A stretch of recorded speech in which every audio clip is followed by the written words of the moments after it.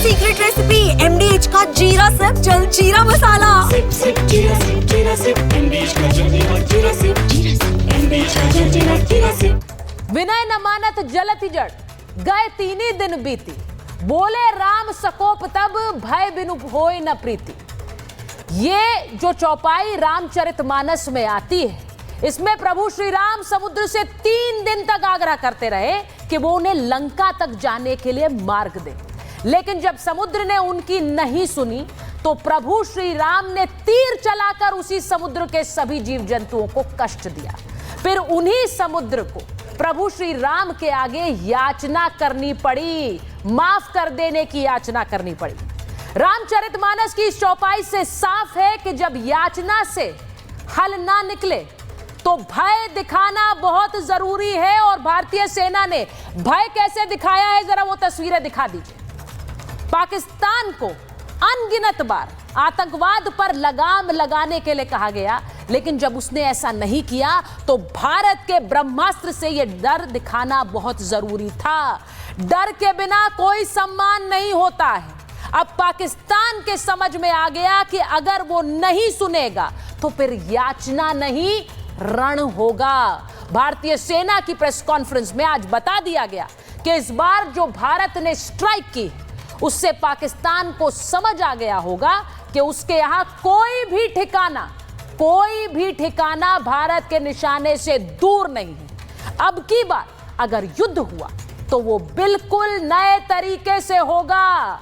इसीलिए यह भय दिखाया गया कि अब भारतीय सेना की क्षमता को तुम समझ गए हो। ये गड्ढे देखो, अपनी उड़ी हुई ये स्ट्रिप्स देखो और समझो कि भारत क्या कर सकता है। इसीलिए आज महाभारत में कह रही हूं कि अब याचना नहीं, रण होगा। इसी के साथ साथ आपको यह भी बता रही हूं कि कैसे मुनीर की सेना एक जिहादी सेना है।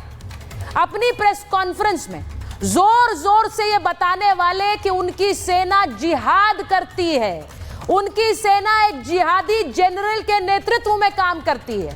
पूरी दुनिया को उन्होंने बता दिया कि ये प्रोफेशनल आर्मी नहीं है, बल्कि धर्म के नाम पर लड़ने वाली सेना है। जो आर्मी धर्म के नाम पर लड़ाई लड़ने की बात करे, धर्म के नाम पर आतंकी तैयार करे, वो आर्मी जो सेना के अधिकारी और आतंकी में फर्क ना कर पाए, उसी जिहादी सेना से लड़ रहा है भारत। लेकिन इसके बावजूद ये लड़ाई उन पर भारी पड़ेगी। कैसे? सेना और आतंकी में फर्क ही नहीं है। आपने अधिकारियों को देखा जो प्रेस कॉन्फ्रेंस कर रहे हैं, और उनके अधिकारी की सच्चाई आपको बता देती हूं। जो DG ISPR उनके हैं, जो प्रेस कॉन्फ्रेंस करते हैं, ये अधिकारी साहब, इनके पिताजी कैसे ग्लोबल डेजिग्नेटेड टेररिस्ट है। पाकिस्तानी सेना और आतंकियों का रिश्ता देखिए कैसे उजागर हुआ है। एक नहीं है, कई प्रमाण है। ये अधिकारी प्रेस कॉन्फ्रेंस करता है।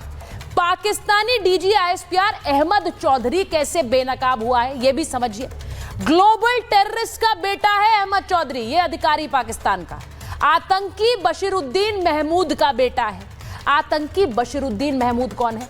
वैश्विक आतंकी है Bashiruddin Mahmood, world terrorist. America ने बशीरुद्दीन को आतंकी घोषित किया था। बशीरुद्दीन कई आतंकी गतिविधियों में शामिल है। अब आपको यह बताऊं कि पाकिस्तान की परमाणु ऊर्जा आयोग में यह काम किया करता था, और ओसामा बिन लादेन को परमाणु हथियारों की जानकारी इसी ने दी थी। बशीरुद्दीन ने आतंकी संगठन उस्मा तमीर-ए-नौ बनाया। आतंकी संगठन बनाने वाला, आतंक को किस तरह से आगे बढ़ाने वाला, इसको स्क्रीन पर रखिए जरा। आतंक को आगे बढ़ाने वाला ये आतंकी जो ओसामा बिन लादेन को आतंकी सारी डिटेल्स परमाणु बम की दे रहा था, वो आतंकी, स्क्रीन पर रखिए इसे, वो आतंकी कैसे उस अधिकारी का पिता है जो अधिकारी पाकिस्तानी सेना में सारे ऑपरेशन को लोगों के सामने रख रहा है। ये गठजोड़ है सेना और आतंकी के बीच। इसी के साथ साथ आपको यह भी बताती हूं कि पाकिस्तान का एक और झूठ कैसे एक्सपोज हुआ है। आपको यकीन नहीं होगा लेकिन इस बार पाकिस्तान की सेना ने ग्लोबल टेररिस्ट को मासूम बता दिया। इसे हटा दीजिए। ग्लोबल टेररिस्ट को मासूम बता दिया। आतंकियों के जनाजे पर मातम मना रहे लश्कर के ग्लोबल टेररिस्ट हाफिज अब्दुल रऊफ पर आतंकिस्तान से ग्लोबल टेररिस्ट को धर्मगुरु बता दिया। अब सोचिए पाकिस्तान क्या कर रहा है। वो एक टेररिस्ट को, वो भी एक ग्लोबल टेररिस्ट को मौलाना बताकर, धर्मगुरु बनाकर दुनिया के सामने पेश कर रहा है। लेकिन कलई खुल गई है। वो जो तस्वीर आई जिसमें जनाजे के सामने एक मौलाना खड़ा है, वो आतंकी है। ये भी दुनिया समझे ये किया है इस आतंकिस्तान ने। लेकिन एक एक करके टेरर की लिस्ट सामने आ गई।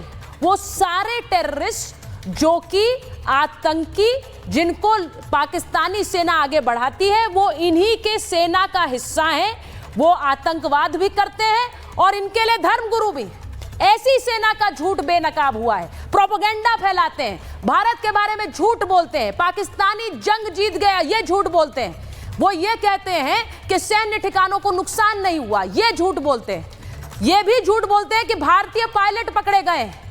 ये भी झूठ बोलते हैं कि S-400 को हमने तबाह किया, जबकि आज भारतीय सेना ने साफ कह दिया हमारी शील्ड अभेद्य है, आप इसे भेद नहीं पाएंगे। भारत के एयरबेस को तबाह किया। ये सारे झूठ पाकिस्तानी मीडिया में बताए जाते हैं। उनकी आवाम भी जानती है कि ये झूठी सेना है जो आज कह रही है हम सरकार को समर्पित हैं। उसी सरकार को कितनी बार गिराकर इन्होंने सत्ता पे काबिज हुए हैं।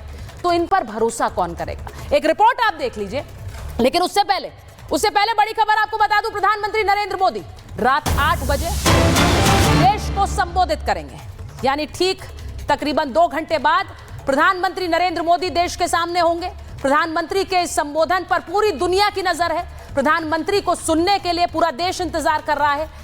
तकरीबन 2 घंटे बाद ठीक 8 बजे देश के सामने होंगे प्रधानमंत्री नरेंद्र मोदी। एक रिपोर्ट देखिए।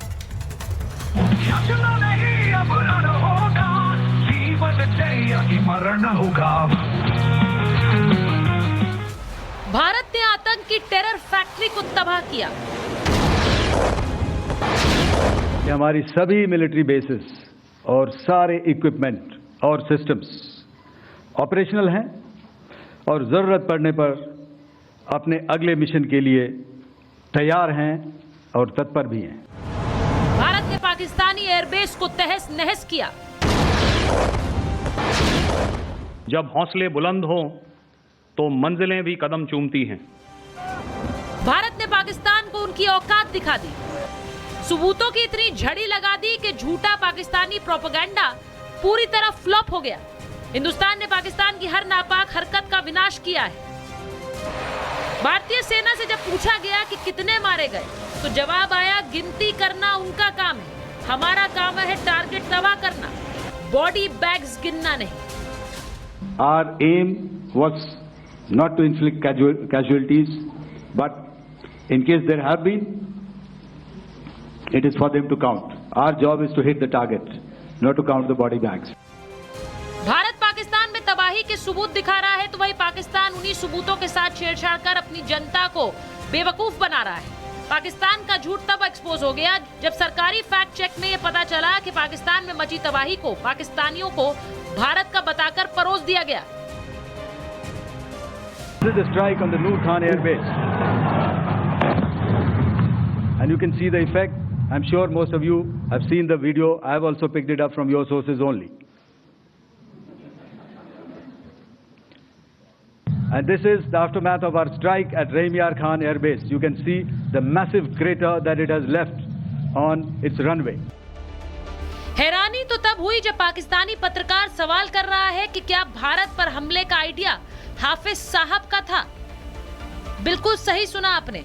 सोचिए कि दुनिया का मोस्ट वांटेड आतंकी वहां साहब हो गया और वो अब सेना को हमले का आइडिया दे रहा है। सेना उसके कहने पर काम कर रही है। ये सब क्यों ना हो जब वहां के जनरल खुद कह रहे हैं कि पाकिस्तान में जिहादी है, सेना के चीफ जिहादी है, वो धर्म की लड़ाई लड़ रहे हैं। पाकिस्तान की सेना आतंकियों को धर्म के नाम पर लड़ने भेजती आई, इसमें किसी को शक नहीं। लेकिन अब पाकिस्तानी सेना का खुलकर कबूलनामा कि वो जिहाद कर रहे हैं और जिहादी तैयार कर रहे हैं।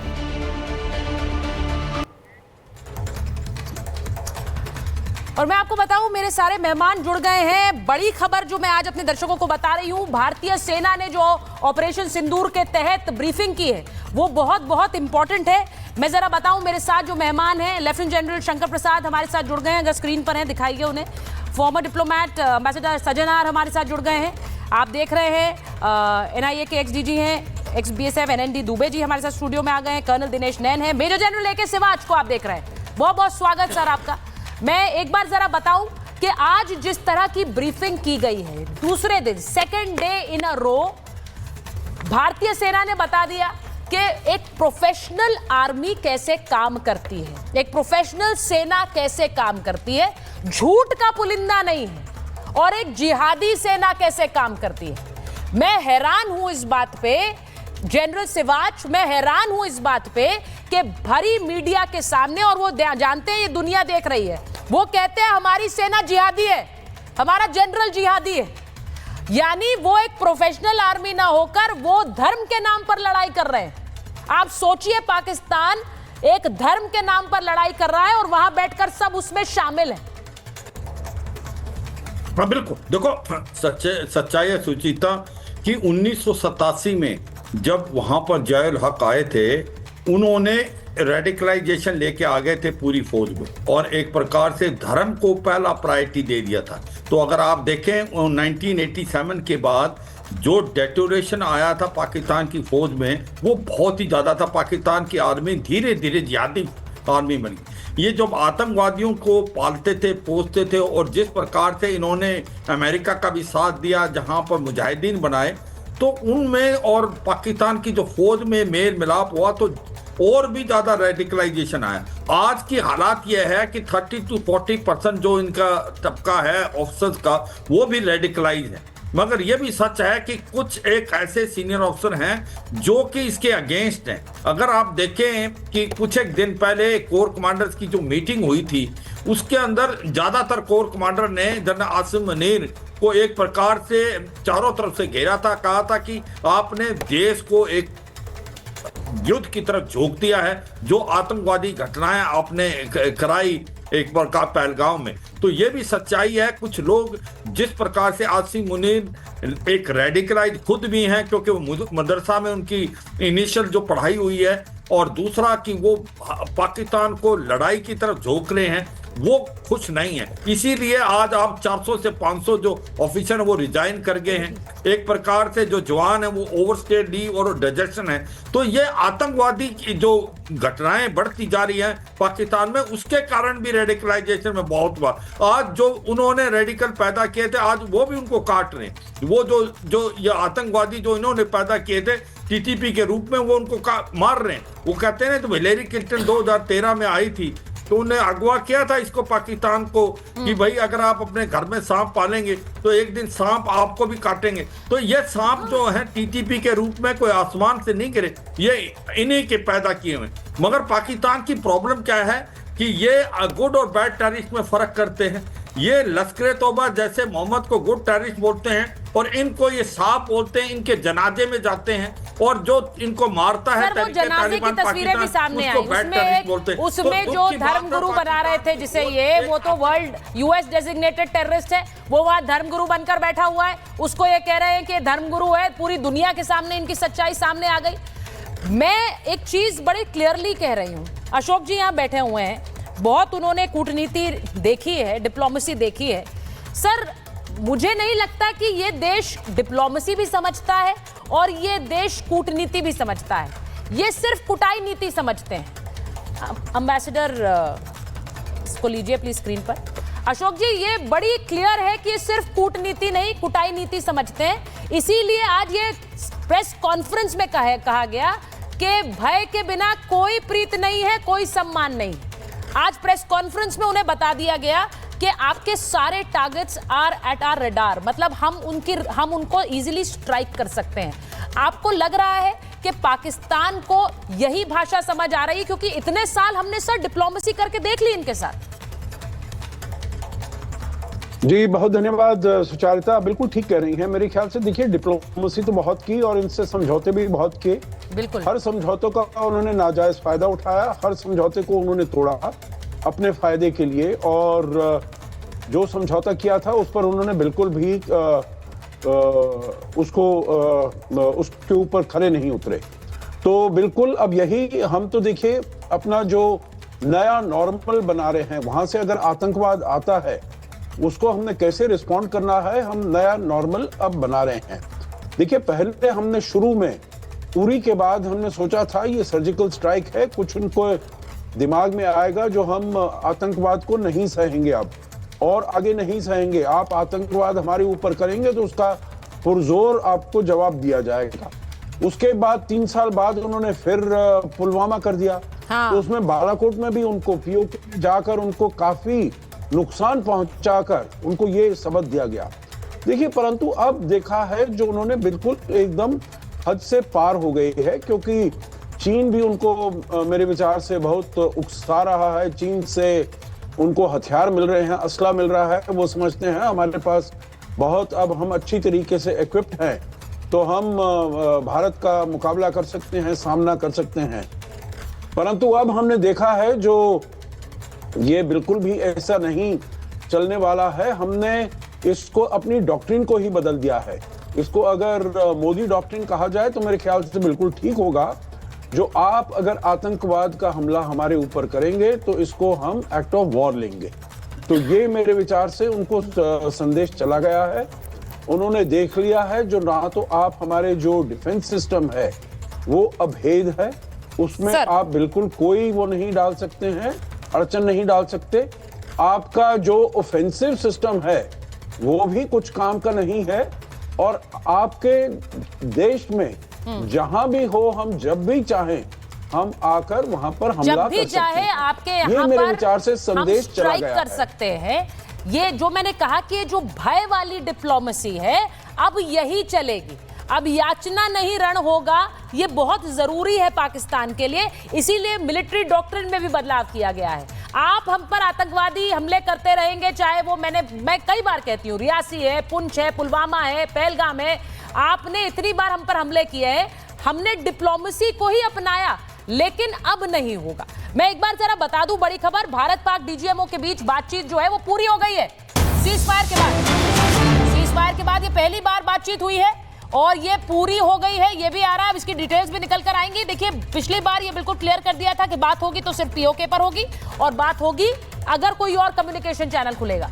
डीजीएमओ तो मिलिट्री ऑपरेशंस पर होगी, लेकिन कोई और कम्युनिकेशन चैनल तभी खुलेगा अगर बात पीओके पर होगी या फिर उन आतंकियों पर होगी जिनको आप हमें सौंपे, वरना बाकी जो हमने मार गिराने हैं वो तो हम मार गिराएंगे ही, ये इस ऑपरेशन में भी मार गिराए हैं। तो ये बड़ा क्लियर है। लेफ्टिनेंट जनरल शंकर प्रसाद जुड़ गए हमारे साथ। लेफ्टिनेंट जनरल, मैं आपसे पूछूंगी सर, जो बतौर एक आर्मी मैन जरा हमारे दर्शकों को बताइए ये वाली जो नीति है ये आपको कैसी लग रही है? भय बिन होए न प्रीत, ये डर जरूरी है। जी बहुत अच्छी नीति है। मैं तो समझता हूं कि मेरे पूरे करियर में मैंने ऐसी एक यूनिफाइड, एक कॉम्प्रिहेंसिव स्ट्रैटेजी नहीं देखी है। ये पहली दफ़ा है भारत के अंदर कि एक कॉम्प्रिहेंसिव स्ट्रैटेजी नज़र आ रही है। इस कॉम्प्रिहेंसिव स्ट्रैटेजी में पूरी आर्म्ड फोर्सेस शामिल हैं, आर्मी, नेवी, एयरफोर्स, इसमें सरकार के सब महकमे शामिल हैं, इसमें फॉरेन मिनिस्ट्री शामिल है, इसमें इकोनॉमिक मिनिस्ट्री शामिल है, इसमें इरिगेशन एंड वाटर की मिनिस्ट्री शामिल है, फाइनेंस मिनिस्ट्री शामिल है, और सबसे बड़ा योगदान इंटेलिजेंस ऑर्गेनाइजेशन का वो सब इसमें। तो इस समय भारत की सेना एक बड़ी मजबूती से, भारत एज ए कंट्री बड़ी मजबूती से लड़ रहा है, और बड़ा मजबूती से लड़ने का एक मौका मिला है भारत सरकार को।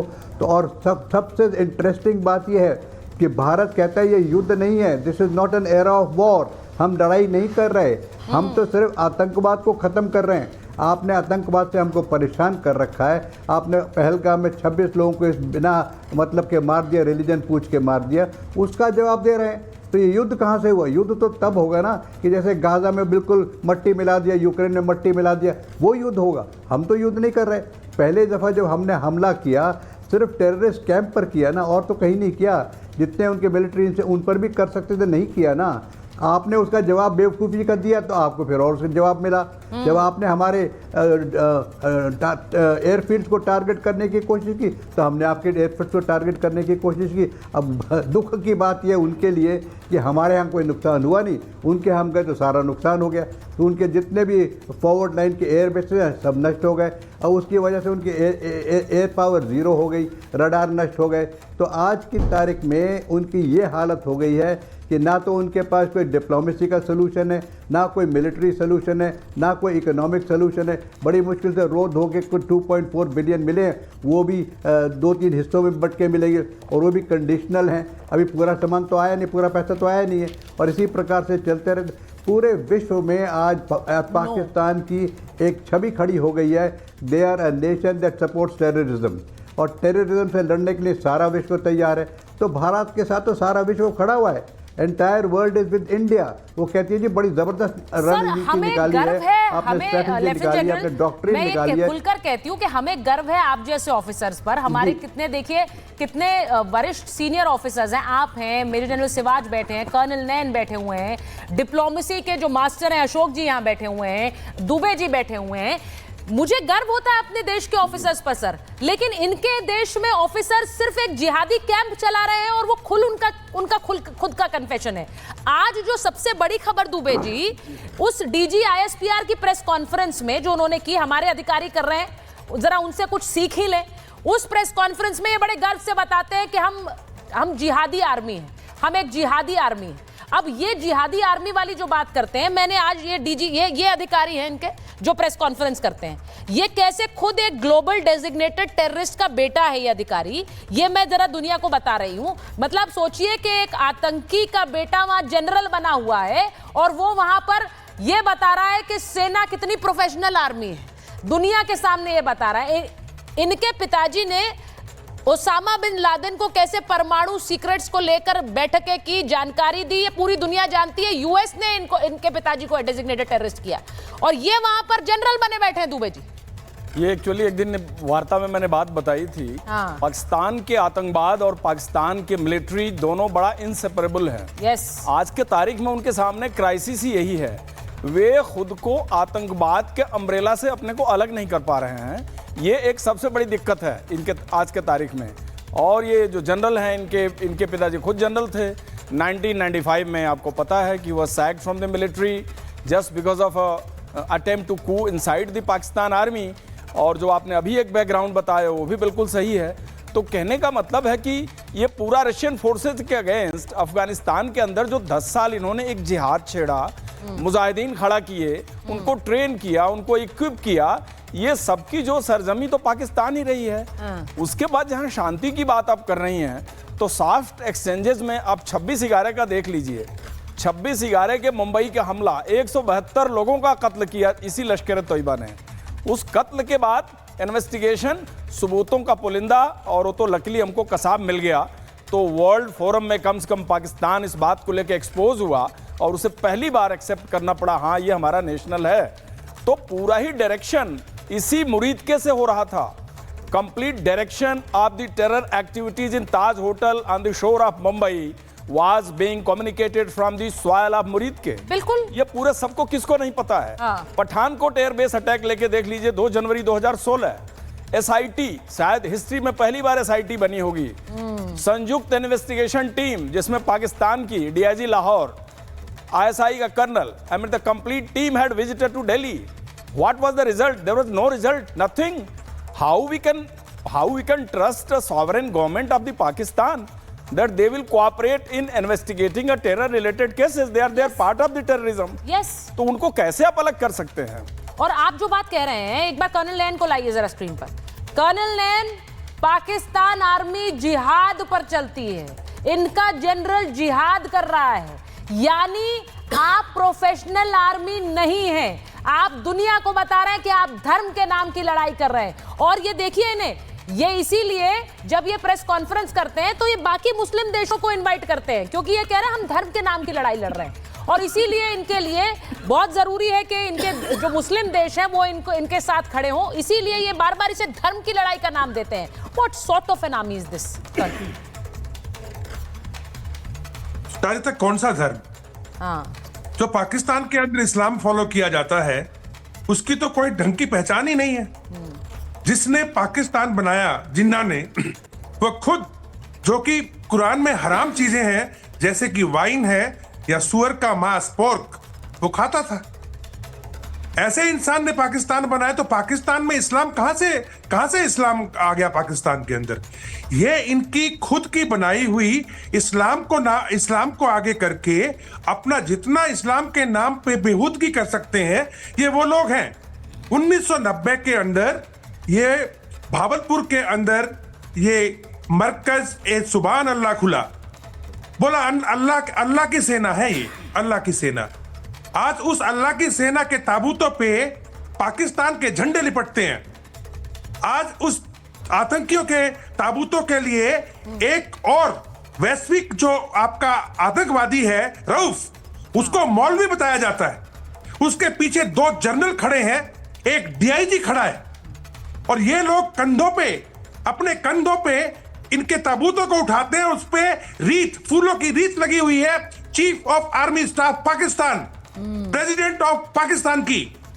और फिर ग्रीन कॉरिडोर बनाते हैं एम्बुलेंस को बाहर निकालने के लिए, और मिलिट्री पुलिस सल्यूट मार रही है। तो मैं ये कहूंगा सुचारिता, ये लोग एक ही हैं। कुछों ने वर्दी पहन रखी है और कुछ ने वर्दी नहीं पहन रखी। कोई दो राय नहीं है सर, यही सिर्फ फर्क है। हाँ। और अगर यही फर्क है सिर्फ, तो आतंकवादियों के हाथ में न्यूक्लियर बॉम्ब है। आतंकवादियों के हाथ में न्यूक्लियर बॉम्ब है। एक और चीज बता रही हूँ, सुनिए कर्नल लैन, मैं एक चीज बता रही हूँ जनरल सिवाच, इसे सुनिएगा, लेफ्टिनेंट जनरल शंकर प्रसाद, इसे प्लीज सुनिएगा, क्योंकि वहां पर जब एक प्रेस ब्रीफिंग होती है तो उसमें एक रिपोर्टर पूछता है कि ये जो हमले का आइडिया था ये हाफिज साहब का था क्या? हमले का आइडिया हाफिज साहब का था क्या? हाफिज साहब कौन है? ये हाफिज साहब क्या दुनिया नहीं जानती है? रिपोर्टर पूछ रहा है हमले का आइडिया हाफिज साहब का था क्या? यानी ये जो सेना पाकिस्तान में बैठी है वो हाफिज साहब के जो डिक्टेट्स हैं उन पर काम करने के लिए बैठी है क्या? सिवाच साहब, मैं आपसे पूछ रही हूं, हाफिज साहब आइडिया दे रहे हैं वहां बैठकर कि आप हमला करें तो सेना तो जिहादी ही होगी। हाँ सुचिता, देखो सच्चाई ये है कि उसने साहब तो बोला, मगर उसने सच्चाई भी बोला कि भाई हाफिज के कहने पे हमला होता है। ये सच्चाई है। पाकिस्तान की आर्मी और पाकिस्तान का आतंकवाद मिले हुए हैं। ये एक दूसरे के, वो कहते हैं एक ही सिक्के के 2 पहलू हैं, और ये इतने मिल गए हैं कि तभी तो अगर हाफिज सईद और मसूद अजहर को एक प्रकार से गेस्ट बना के उसको कहीं होम, कभी जेल में नहीं डाला उनको एक प्रकार हाउस अरेस्ट किया था। और हाउस अरेस्ट इसलिए किया था कि उसको कहीं मार ना जाए कोई, उसको प्रोटेक्शन। अब 4 टियर की उसको प्रोटेक्शन दे रखी है हाफिज सईद और मसूद अजहर। उसके अंदर आप पुलिस भी लगी हुई है, उसके अंदर उसके पर्सनल सिक्योरिटी में, उसके अंदर एसएसजी कमांडो है जो पुराने, उसके अंदर रेंजर भी। तो सच्चाई है पाकिस्तान की जो फौज और पाकिस्तान की ने जो ये क्रिएशन करी है आतंकवाद, इनमें कोई फर्क नहीं। और तभी ये वर्ल्ड में जो 100 पूरे वर्ल्ड के नंबर 1 आतंकवादी हैं, 87 वो पाकिस्तान में मिलते हैं या उनकी रूट्स हैं। और ये सच्चाई है कि जितने भी जिहादी हैं उनका मिलाप ये भी है कि पाकिस्तान की आर्मी से उनका ज्यादा गठबंधन इसलिए भी है कि कुछ तो पाकिस्तान की फौज में चले जाते हैं, कुछ आतंकवादी बन जाते हैं। और यही इस जो चीज है ये पाकिस्तान की ले डूबेगी। और पाकिस्तान इसको समझ नहीं रहा है कि ये जो आतंकवाद बढ़ता जा रहा है उसकी वजह यही है कि इसको पालती पोसती पाकिस्तान की आर्मी है। ये हम बार बार कह रहे हैं, ये जो तारीखे तालिबान पाकिस्तान है, मैं ये चीज कहना चाह रही हूँ, अपने दर्शकों को बताना चाह रही हूँ, पाकिस्तान की आर्मी की क्रिएशन है। मैं अपने देश के लोगों को एक बात बताना चाह रही हूँ, प्रोफेशनल आर्मी, प्रोफेशनल सेना कैसे काम करती है, कैसी होती है, आप अपने अधिकारियों को देख लीजिए, आप अपने ऑफिसर्स को देख लीजिए, आप अपनी सेना के काम करने के तरीके को देख लीजिए। आज भी हमारे अधिकारी प्रेस ब्रीफिंग में ये कह रहे हैं we are not at war with Pakistan, हम आतंकियों से लड़ रहे हैं, वरना उनकी जबानें किसी ने रोकी नहीं है। मैं ये कह सकती हूं कि पाकिस्तानी सेना और आतंकियों के बीच का फर्क नहीं रहा है, और इसीलिए हम खुलकर कह सकते हैं दैट ये पाकिस्तानी आतंकी है, लेकिन सेना उस फर्क को नहीं भूलती है, इसीलिए वो ये कहते हैं। लेकिन उनकी सेना जो झूठी प्रेस कॉन्फ्रेंसेस कर रही है, वो अपने आवाम को जो एक प्रोपेगेंडा पेडल करते हैं, लेफ्टिनेंट जनरल एक प्रोपेगेंडा पेडल करते हैं, ये कहकर उन्होंने एक सबूत तक नहीं दिखाया है सर कि उन्होंने हमें नुकसान पहुंचाया, पर वो कह रहे हैं हमारी मिलिट्री इंस्टॉलेशन तबाह कर दी, हमारे एयरपोर्ट तबाह कर दी। हमारे एयरपोर्ट तो आज शुरू हो गए सारे सर। नहीं, आपके पहले सवाल का जवाब सबसे ज्यादा जरूरी है। जी जी। हाफिज साहब, हमारे यहाँ जेसीओ जो होते हैं ना आर्मी में, उनको हम जेसीओ साहब कहते हैं। इनका जो हाफिज सईद है ना, वो तो उनका जेसीओ है।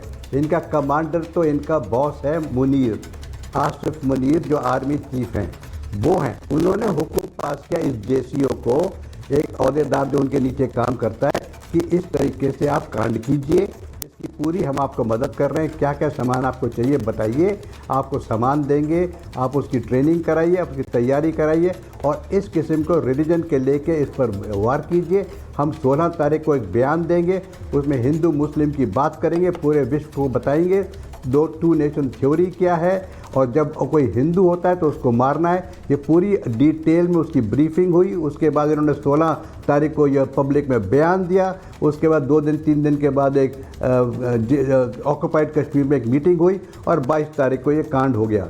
तो इसमें आप हाफिज साहब बिल्कुल सही कह रही हैं, ये तो एक जेसीओ हैं, इनके जो बॉस हैं वो तो मुनीर साहब हैं, उनको साहब कहिए ना। वो उन्होंने ऑर्डर बनाई, उन्होंने तजवीज़ बनाई, उन्होंने सपोर्ट किया, उन्होंने सामान दिया, उन्होंने विश्व को भाषण दिया।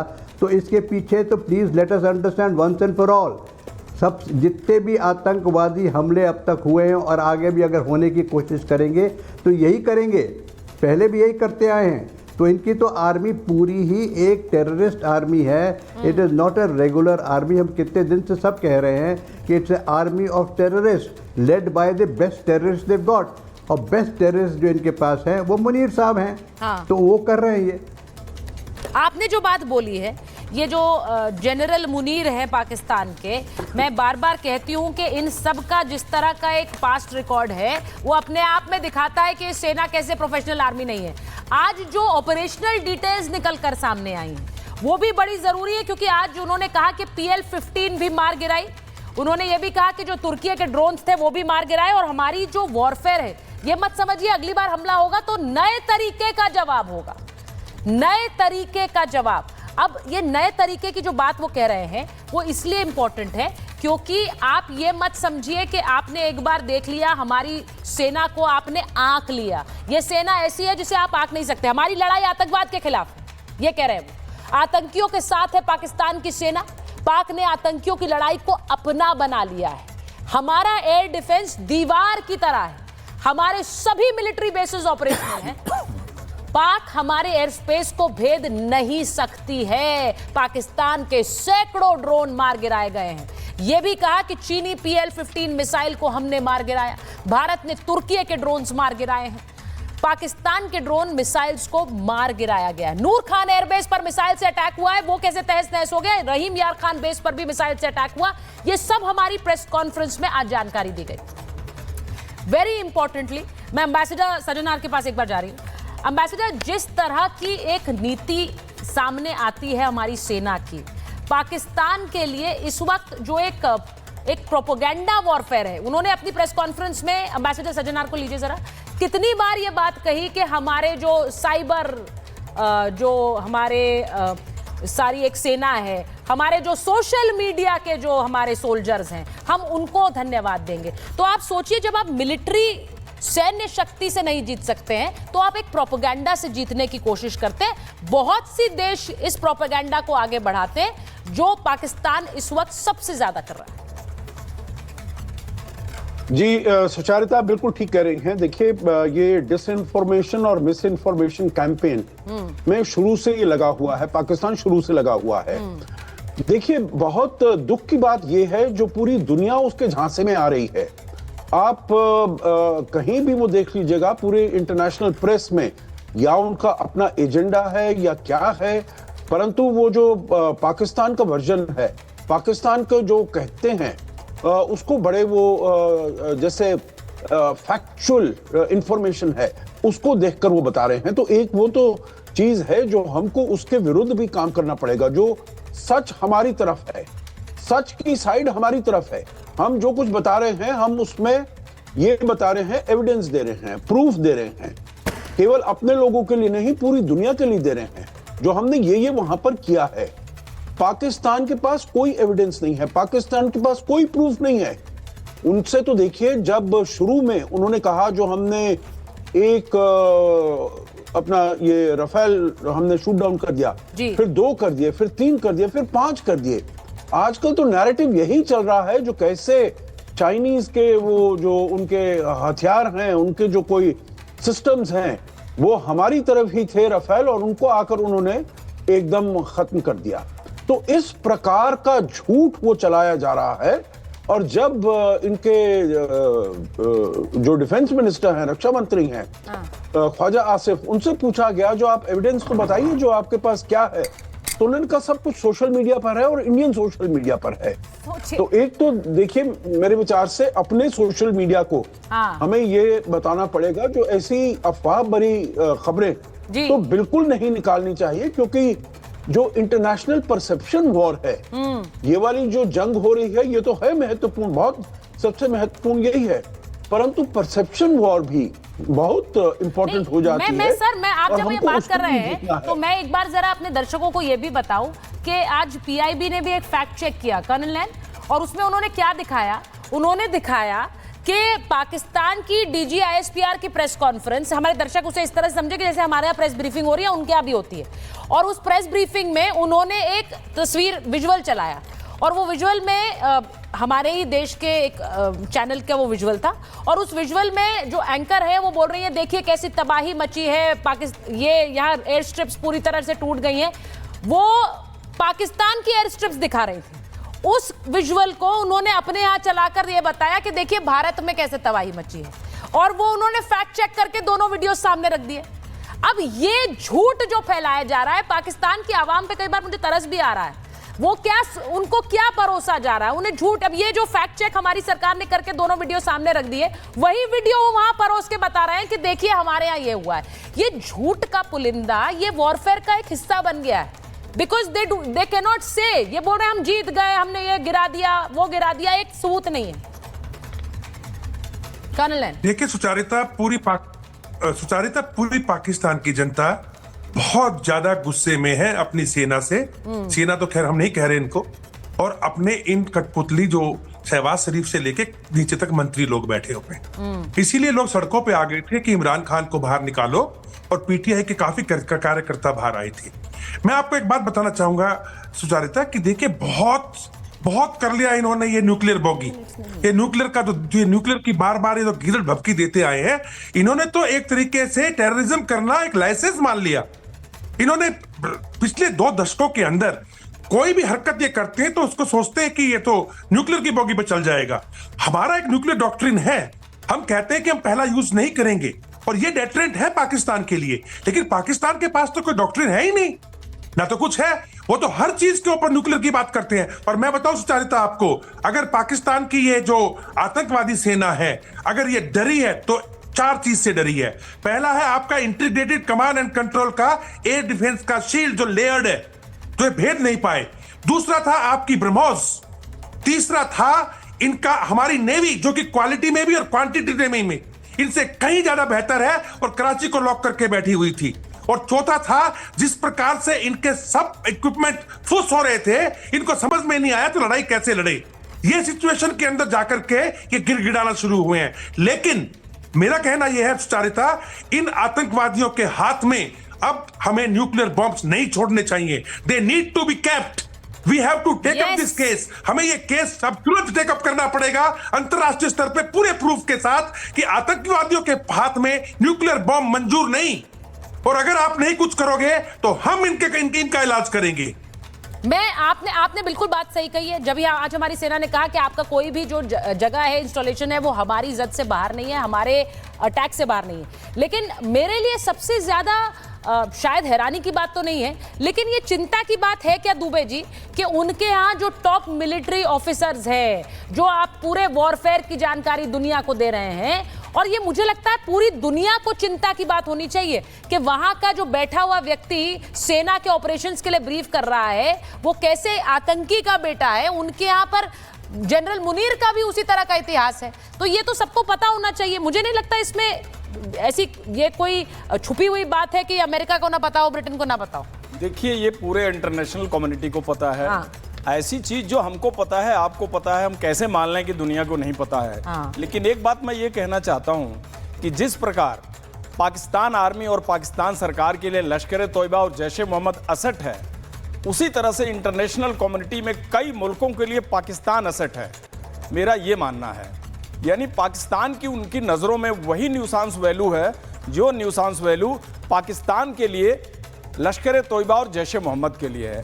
तो पाकिस्तान एक ऐसे जियो स्ट्रेटेजिक सिचुएशन में बैठा हुआ है कि बहुत सारे ऐसे मुल्क जिनको हम बड़ी उम्मीद के साथ उनके तरफ देखते हैं, उनके लिए पाकिस्तान बड़े काम की चीज़ है। हाँ। कोई भी रोग स्टेट है जहाँ की मिलिट्री प्लायबल है, मिलिट्री कंप्रोमाइजिंग है, जहाँ के असेट्स को वो इजीली कंट्रोल कर सकते हैं। आपके सामने अफगानिस्तान का पूरा हिस्ट्री पड़ा हुआ है।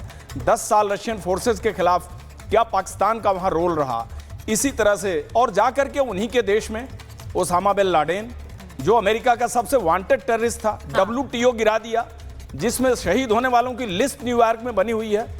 उनको जाकर के उन्हीं के देश में उन्होंने पकड़ा। तो पाकिस्तान एक ऐसा देश है जो टेररिस्ट बनाने का भी पैसा लेता है और उसी टेररिस्ट को मरवाने का भी पैसा लेता है अमेरिका से। मतलब ये अकेला देश है जो टेररिस्ट प्रोड्यूस करता है और उसका भी पैसा लेगा और उसी टेररिस्ट को वांटेड टेररिस्ट पर जितने $1 मिलियन का इनाम है वो भी लेगा। मतलब क्या गजब का देश है।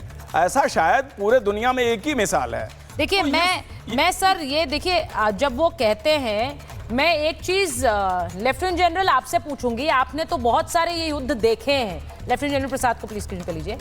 ये जब एक ऐसी सेना से लड़ना पड़ता है सर, जब अपने आप को जो जिहादी सेना कहती है, जो अपने आप को खुलकर कह रही है हम जिहाद कर रहे हैं, तो ऐसी सेना से जब लड़ना पड़ता है तो फिर एक प्रोफेशनल आर्मी यही करेगी जो हम कर रहे हैं। मुझे तो लगता है बहुत लेट किया है।